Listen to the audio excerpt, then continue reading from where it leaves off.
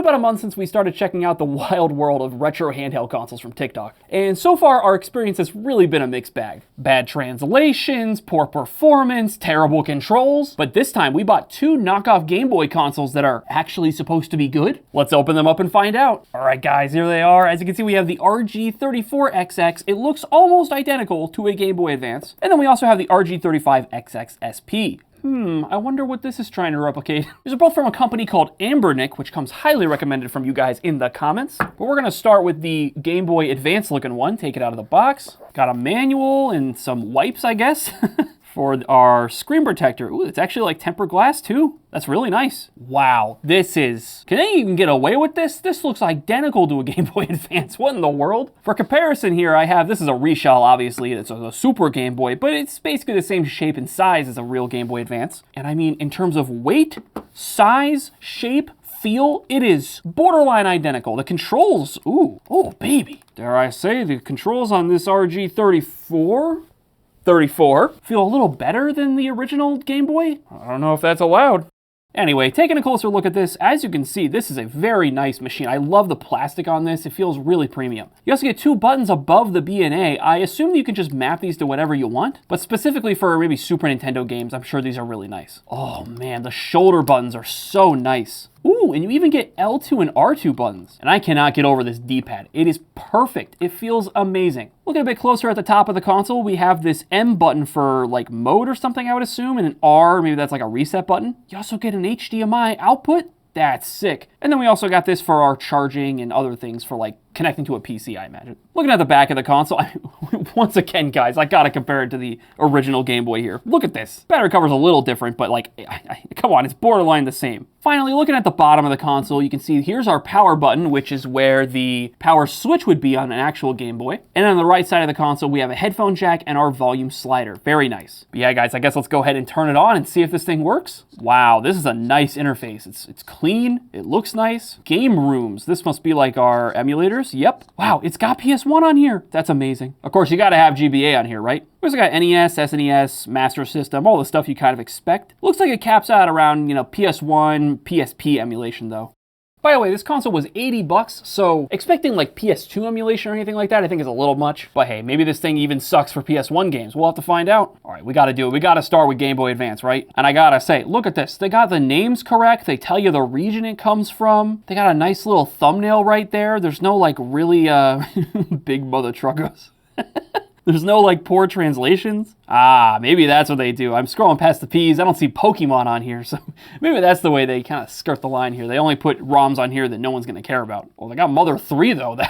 That's interesting. Yo, this is the game I would play the most on my Game Boy Advance as a kid. It sounds perfect. The mono speaker, it's like a little nicer than an OEM speaker on a Game Boy Advance, but the fact that it's one speaker, it's mono, it feels right. Oh, I forgot there's a really long cutscene at the beginning of this game. Ugh. Someday this cutscene will end, but in the meantime, this screen is so nice. Viewing angles are really good. It's nice and vibrant and bright. And as you can see, compared to a real Game Boy Advance, the screen is much larger. Oh, heck yeah, this feels so right. There's not really any input delay. It looks perfect. Oh yeah, I can do the wall jumps fine. This feels amazing.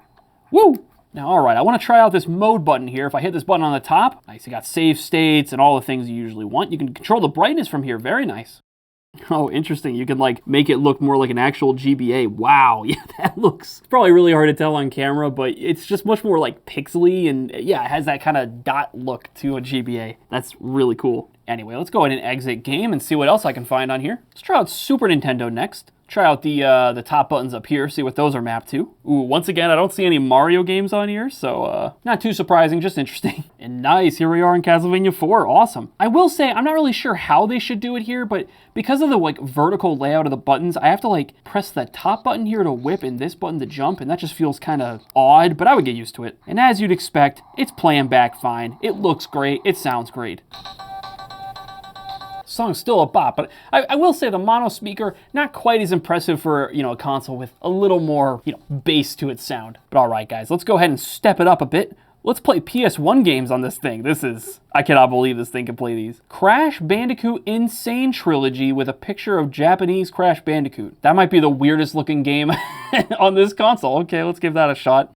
Nice, we've seen this on the channel before. It's just Crash 1, 2, and 3 on a single ROM. And we are in the game. It feels a little weird to control this game with a D-pad, but that is the way we probably all played PS1 games back in the day, even if we don't remember it.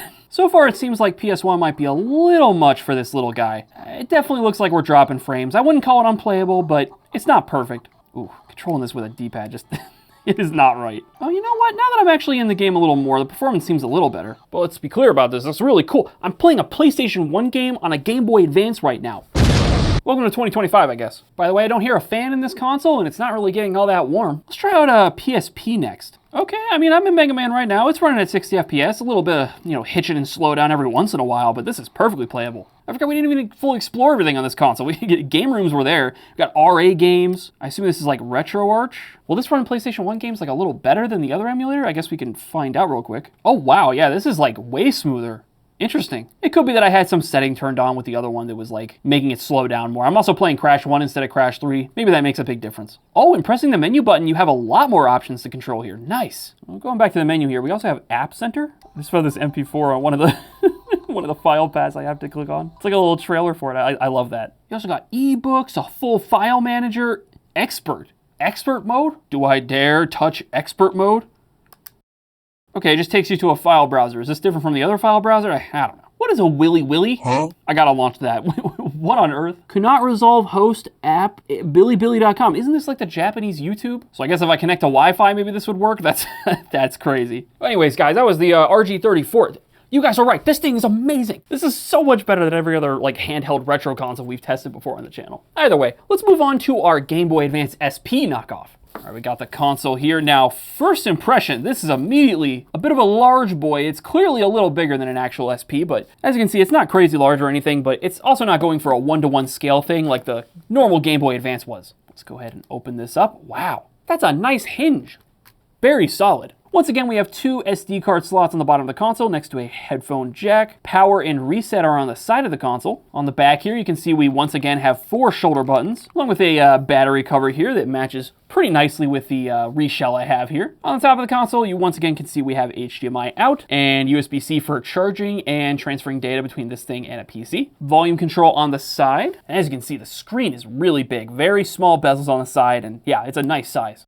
Overall, this one I have a lot less concern of Nintendo being like, you copied our design, it looks exactly like a Game Boy. This one's different enough, I would say, to maybe escape Nintendo's wrath. Once again, looks like we have the same operating system here. Oh, I like that they even have the game rooms thing changed depending on like what console you're using. Let's go ahead and check out what emulators we have. PC Engine, GBA once again, and then yeah, PS1, PSP, so it's mostly the same stuff as far as I can tell. Well, let's do it. Let's go ahead and start with Game Boy Advance and see what we got. Same list of games as far as I can tell. Let's go ahead and launch up a game, see how it runs. Oh yeah, that's a nice screen. Very large. In fact, I think it's a little larger than the other Game Boy Advance. It's close, but yeah, this one edges it out a little bit. Yeah, see, this is running the game fine. This control scheme, though, kind of has the opposite problem as the other console. Because it has more of a Super Nintendo layout to the direction of the buttons and everything, it's not quite as intuitive to just use the A and B buttons like you would on an actual Game Boy Advance SP. Like, you can kind of see what I mean here. The angle of the buttons is quite different. But hey, we are on an emulation device, so you can always just change that if you don't like it. But anyway, yeah, Game Boy Advance games, they play fine, but that's not too challenging in this day and age, right? Let's go to move on to Super Nintendo next.